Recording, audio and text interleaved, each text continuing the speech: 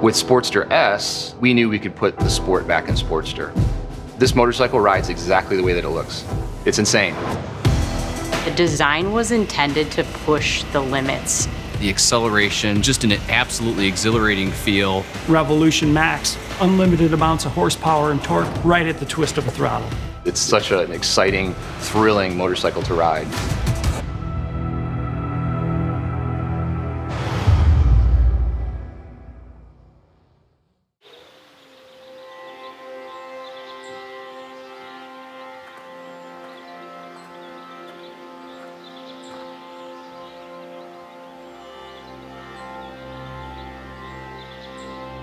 Jochen, I understand that you're in Scotland, and just wanted to welcome you to my country. I hope you have an amazing time there. There are some of the best riding roads in the world in Scotland, and so I hope you've got your Harley with you and that you're going to get some miles done out on the roads. Really have a great time, and welcome to Scotland.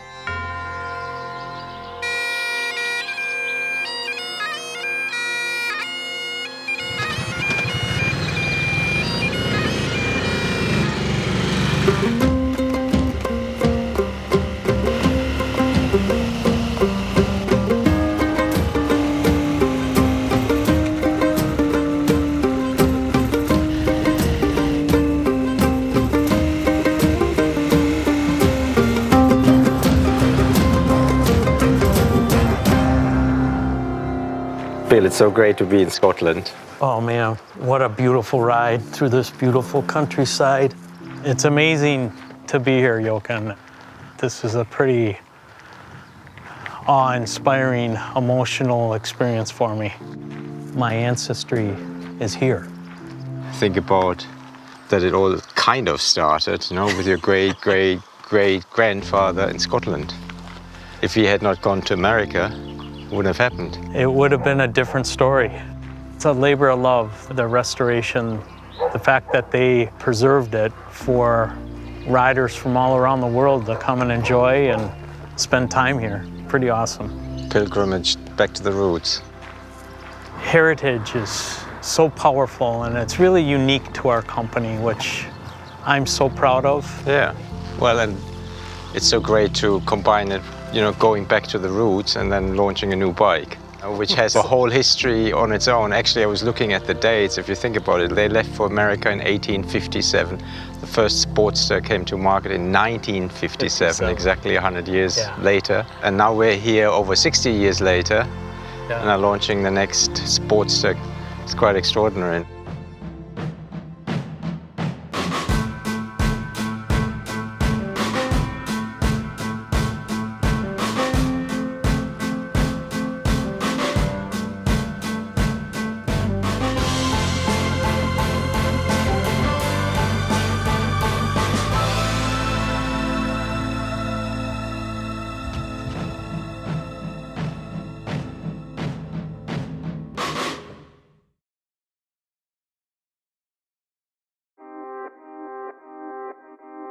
In the late 50s, when Sportster was born, it was considered a giant killer. It was a super bike. Whether you were on the flat track, drag strip, or you're on the street, I mean, it was a real performance motorcycle. The legacy of Sportster for Harley-Davidson is a really important part of our story. We can look at some of these analogs to the automotive world, like Mustang, Camaro. Sportster is one of those names that's actually been around, you know, longer than some of those names. It is a name that's instantly recognizable. When you look at the longevity of Sportster from 1957 to today, it's unmatched and unparalleled in the motorcycling world that one model has such staying power. And that's what's made it so special. It's staying with the times, it's getting ahead of the times. That's what the Sportster's done down through its history. For 1957, it starts with one model for that year. And the biggest change is overhead valves. And so it's going to provide a lot more power, which is what riders were asking for, it's what dealers were asking for. The name Sportster is really synonymous with the general use of that bike. It was a small, nimble, powerful bike. There was a strong demand for it in the market. We were looking at low-priced, high-performing, lightweight motorcycles. And once the Sportster is released, it's really incredible to see where it goes from there. In the first year that Sportsters were out, Gerald McGovern campaigned on a new 1957 Sportster and won the Jack Pine Endurance Run, which is one of the most brutal motorcycling events. And so Harley-Davidson couldn't help but really make some noise about this. One of the more unique uses happens in which the LA Coliseum is really kind of used as a hill climb. One of the seating sections was outfitted with a ramp to get this thing up to the top, just to show the power of the Sportster model. One of the most important things about the Sportster engine was how versatile it was. You could literally take this engine, you could put it in a road bike, you could put it in a Daytona racer bike, you could put it in scrambles or flat track racing, you could put it in a hill climb, you could put it in a land speed record bike. And it would outperform all the competition in all of those different forms. One monumental point in Sportster history really is the Sportster Streamliner. In 1970, a group of 4 guys developed this kind of long cigar-looking rocket run on a Sportster engine. The first time you look at it, some people might say, that's a motorcycle? It is.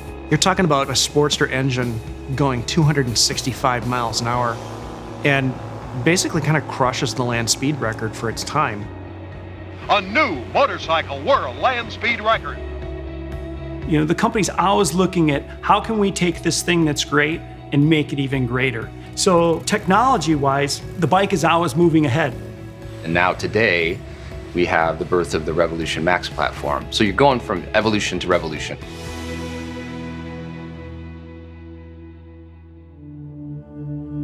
With Sportster S, we knew we could put the sport back in Sportster because it's time. We knew we had the engineering prowess to do it with the RevMax powertrain. The birth of this architecture, it's really knocked down a bunch of fences that we had. Kind of untied our hands in terms of what we can do with form factor, what we can do with performance. You put the right people in the room and you get the right feedback from the customers. You know, you get the right kind of technology and the right kind of thinking, the right kind of mindset. Keep the soul in all the decisions and you get motorcycles like this that push all the boundaries and deliver that Harley-Davidson experience. Knowing that we had this opportunity to, think about, well, what is the next generation of Sportster like? Our designers, they go to work. They begin to create all kinds of, wild spectrums from staying safe to the traditional to the extremes. We wanted to make sure the first one was wild. It was going to kind of turn heads. We're going to challenge our internal standards. The design team just said, well, let's just turn the dials up to 11. The design was intended to push the limits of what people think when they hear the term Sportster. How can we really push everything about this to be as irrational and cool as possible? Anything that's easy isn't as rewarding. We had a lot of freedom. We knew there was nothing ever like it, so there was nothing that was constraining our imagination. It's crazy to me, but of all the designs that we've worked on, this is one where there was the least amount of change from the design mock-up to the final production model.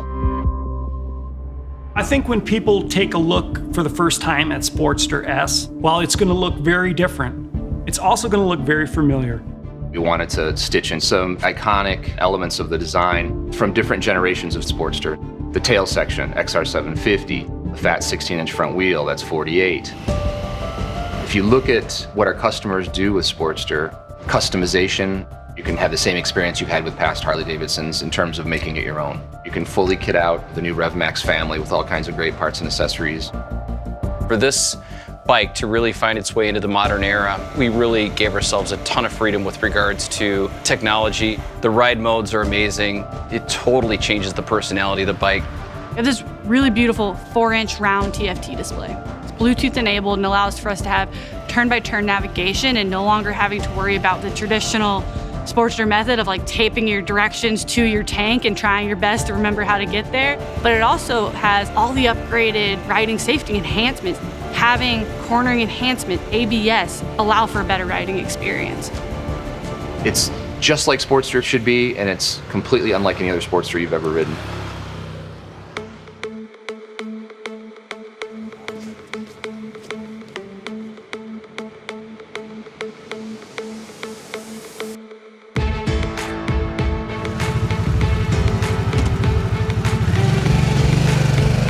This motorcycle rides exactly the way that it looks. such an exciting, thrilling motorcycle to ride. If the 57 Sportster was a giant killer, then this is an apex predator. I mean, this thing is the ultimate evolution of Sportster. This will surprise a lot of people out on the street at just how competitive this motorcycle is in some of these performance metrics. It's just pissed off and ready to wreak havoc. Just an absolutely exhilarating feel. We tuned the delivered performance to be more torque-based. So stoplight to stoplight, you're gonna be able to crank it and beat your buddy to the next one.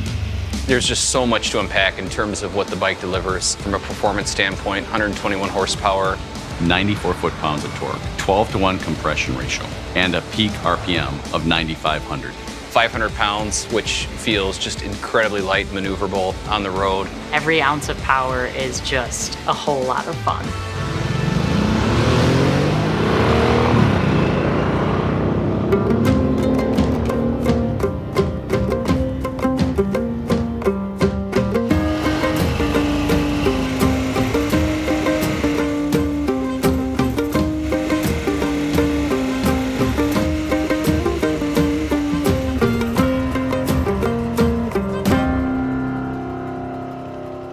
It was fun charging into some of those corners and grabbing a handful and coming out of the corner. Perfect bike for twisted roads of Scotland. Yeah, absolutely. It was fun. I can't wait for people to throw a leg over this bike and really experience the performance that this bike has. It's so agile and it's a real beast. It really is. I mean, just every gear, it's just, there's a surprise waiting for you now. Yeah. You know, when we were riding today, I was reflecting on so much, you know, the heritage, my family, Scotland. But what I'm really reflecting on now, after getting off that motorcycle, is, you know, we're in exciting times for Harley-Davidson, the Revolution Max 1250 and the new Sportster, and what's to come. It's very, very exciting. Well, it was a great day. It was great to experience it with you, the history of your ancestors, a new bike, and I think it's time to have a whiskey now. I love that.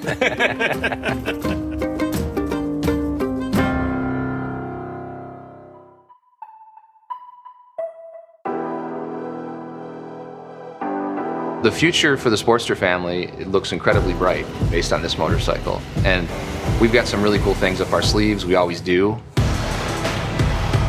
There will be future models that will definitely tap into some of the more classic form factor of Sportster. We're really not adding the next chapter to that story, but we're adding the first chapter to the next book.